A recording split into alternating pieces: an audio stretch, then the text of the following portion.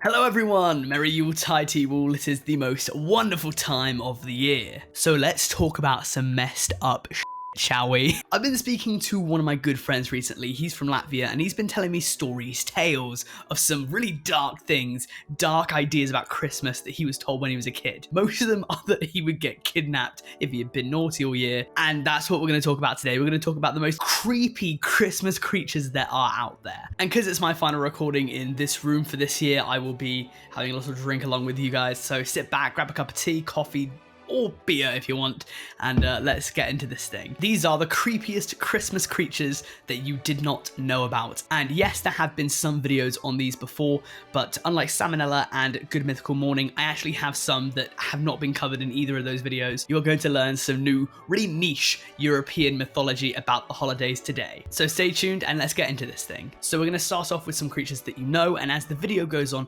creatures are only going to get more obscure or dark. So this first one has to be the most obscure Christmas creature of all time. His name is Krampus. You would have heard about him before. He's had movies made after him, and he's really grown in popularity over the previous decade. If you don't know Krampus, he is a horned anthropomorphic creature who in Alpine folklore, I believe, haunts misbehaving children. So as it turns out, Krampus is actually a pre-Christian creature, so apparently his mythology dates back to before us associating him with Christmas, and everyone knows Krampus, so I really don't want to spend too much time on him. But did you know about Krampuslauf? This is one of the funniest Christmas traditions I've heard of. Krampuslauf is where a bunch of men dress up as Krampus and parade down the street. They literally go around intentionally scaring children all around the Deutschland. And as you'll find out for a lot of these creatures, apparently the idea of not getting presents wasn't enough for children to behave. You actually need the threat of physical pain for them to behave. Either way, everyone knows Krampus, so I want to move on to a Christmas creature that you might not have heard of. After Krampus, the second most known Christmas creature I have to think is Zote Piet. Apologies if I mispronounce anything in this video, but there's so many languages I just do not know them. Either way, Zwarte Piet is quite dicey. If you haven't seen him before, things are going to get interesting. If you haven't heard of Zwarte Piet before, he is one of Santa's elves in the Netherlands, and his tradition dates back all the way to the 1850s, so it's one of the longest running Dutch traditions for Christmas there are. There is one problem though, it is that Zwarte Piet is in blackface. Now, to Zwarte Piet's defense, this isn't meant to be blackface, it's meant to be soot. Does it come off that way though? No. I'm staying out of this one, so I'm not really going to get into the debacle, but Zwarte Piet is the companion of Sinterklaas. So in the Netherlands, in early December, there is a little holiday called the Feast of St. Nicholas, and it's the task for Zwarte Piet to entertain the children that attend, usually by handing out sweets and making them laugh. It was actually the introduction of Zwarte Piet that caused Dutch Santa to change his personality.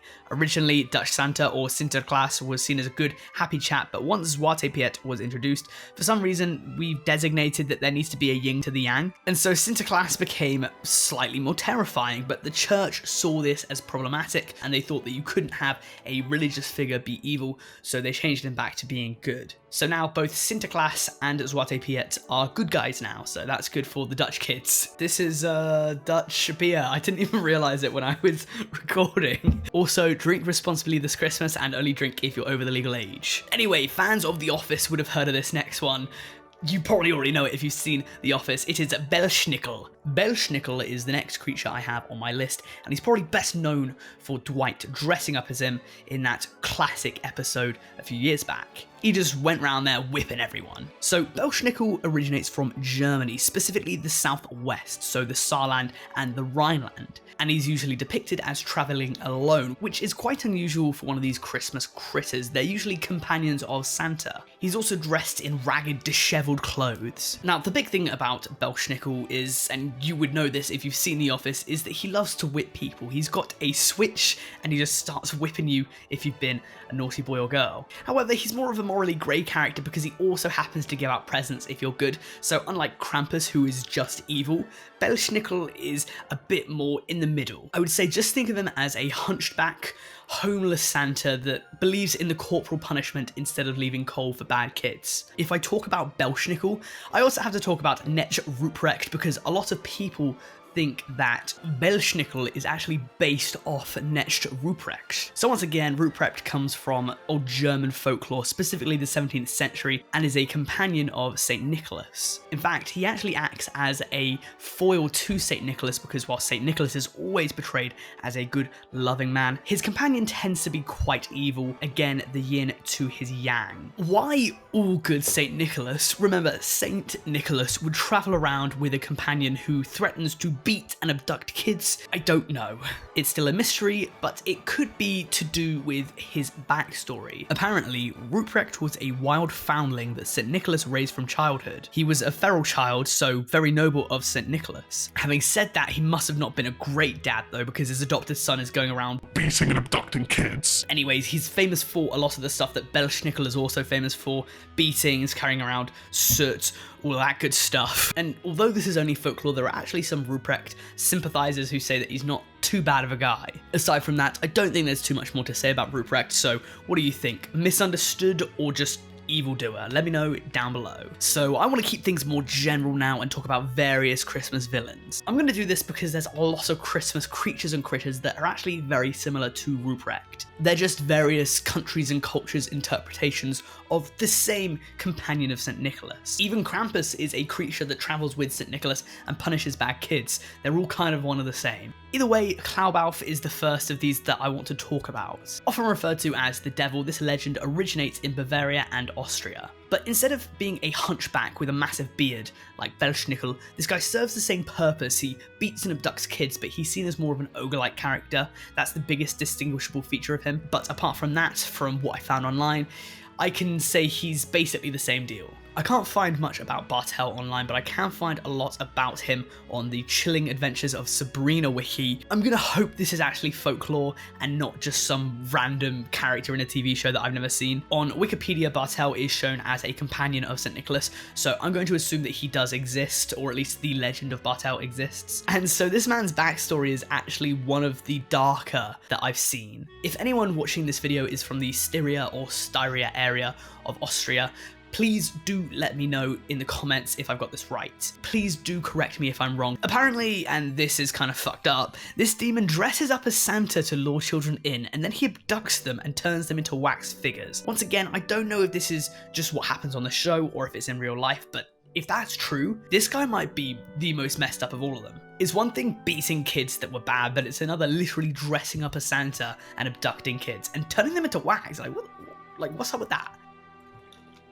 Bellszybok is a companion of St. Nicholas with chains around his neck and torso to assure children that he's been tamed. I'm sorry, this one's just kind of funny to me. Santa's got this wild demon, he's like, oh, don't worry, he's been tamed. He carries around a sack with presents and birch sticks inside. Usually he waits outside the door and only comes in to hand out the presents. He also has a big book in which all of the good things and bad things that have happened throughout the year are written in, so he actually keeps the naughty and nice book that Santa has. Now, traditionally, he brings in a Nikolaus-Teller, teller being the German word for plate, or a Nikolaus-Tete, a Twete or Teti, again, I don't know how to pronounce the word, is a cone-shaped paper bag filled with sweets, nuts, and oranges for each child. To get these, the children simply have to sing songs or recite poems of Nikolaus, who is Central Europe Santa. I don't know exactly which distinct country the Bellszybok comes from, but we'll just say general Central European Santa Nikolaus. The Schmaltzy is probably the biggest foil of Santa,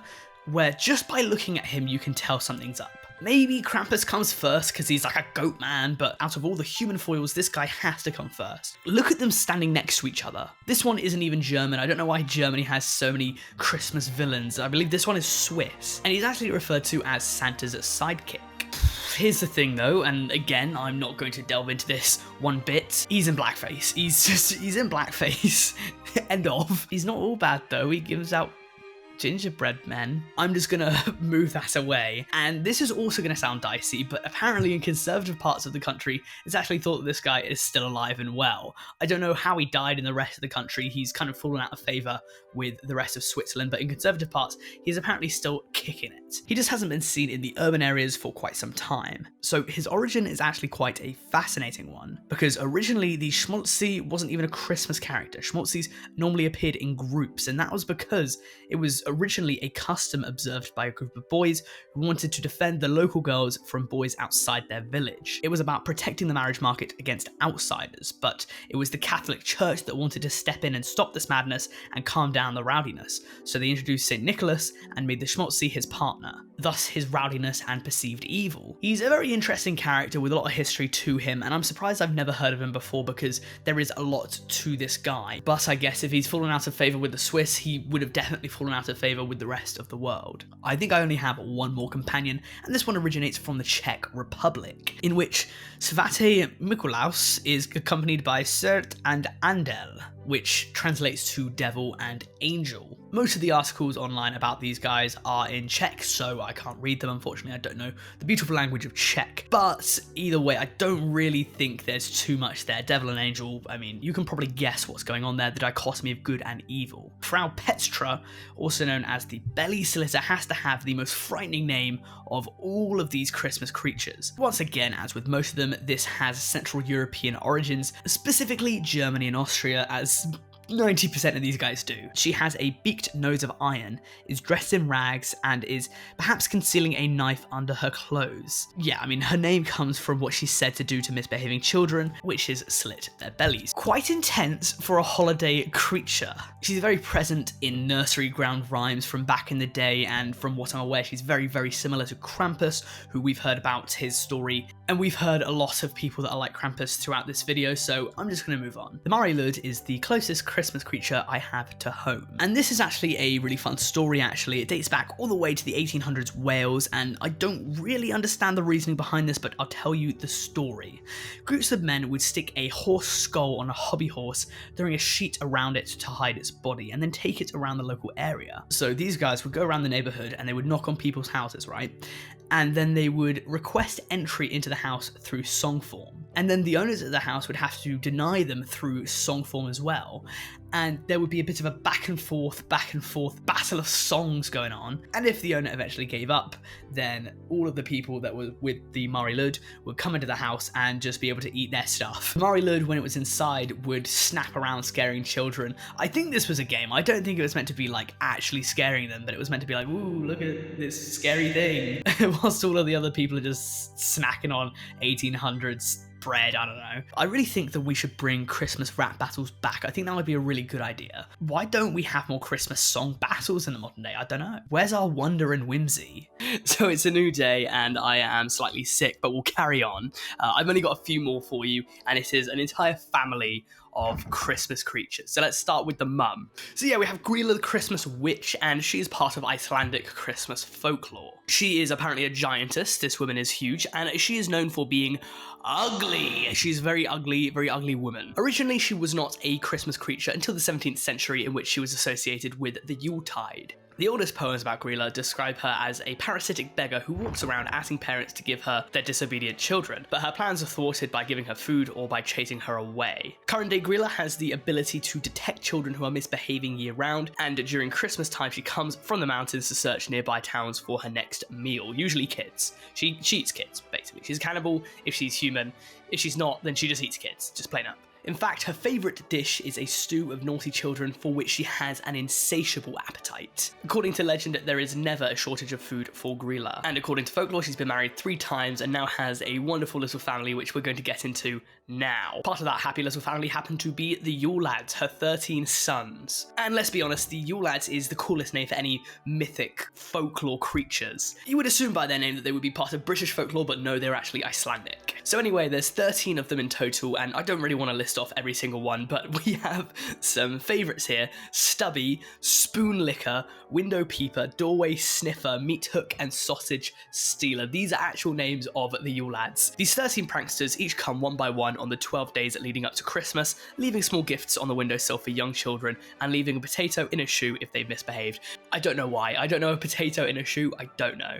That's like the most random thing in the world, but we'll roll with it. These guys don't seem as bad as Grilla, and that's because they aren't. In the modern day, they're shown as more benevolent because children seem to like them. They seem to like Spoon Licker and Bowl Licker and candle stealer. Traditionally, they're all male except in a nursery rhyme in which 2 of them are apparently female, but it doesn't specify which 2, so we got some secret women in the ranks. And if I'm talking about Grilla and the Yule lads, I have to talk about their house cat, the Yule Cat. It is a house pet owned by the family. They really have a cinematic universe going on here. I definitely think you could have a Yule lads movie, a Grilla Yule Cat movie as well. So the thing is with this thing is it eats you if you didn't get any clothes for Christmas. And this is actually a really good idea because when you're a kid, you don't really like clothes. Like now I love clothes for Christmas. I love them. But when you're a kid, no one wants clothes. You'd rather get toys. And so the Yule Cat, if you don't get any clothes, it will eat you. It's just a really good way to get kids clothes for Christmas because you just scare them and say like, you know, if you don't get these clothes, you're going to get eaten, bitch. The perception of the Yule Cat being a man-eating beast was actually partly popularized by a poem, and the rest is history. Originally, it didn't start out that way, but it was popularized by a poem. What a fun family. And the final Christmas villain I have for you today is Pierre.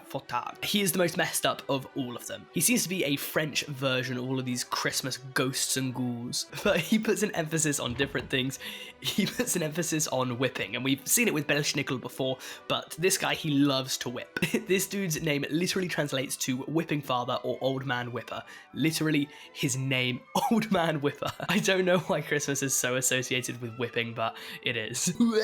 This guy, he's known to whip disobedient children. That's his deal. He just loves to whip people. He is also one of the oldest known pieces of Christmas folklore. He dates back to the 1200s, 1252 to be precise, in northeast France. His origin story, and this is kind of fucked up, fair warning here. He and his wife captured 3 boys, drugging them, and then they slit their throats, cut them up into pieces, and stewed them in a barrel. Why this has anything to do with Christmas, I don't know. Honestly, that's a Christmas story, that. Isn't it just the most wonderful time of the year? Either way, it didn't matter because Santa then came, St. Nicholas came, and worked his magic to fix everything. And then as punishment, Pierre became his slave for eternity. So they also have the old yin and yang with St. Nicholas and the baddie.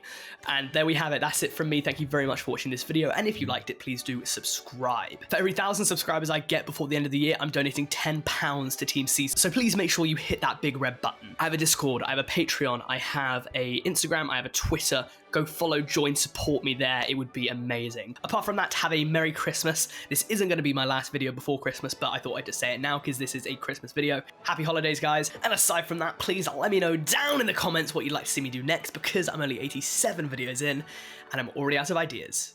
Thank you for watching.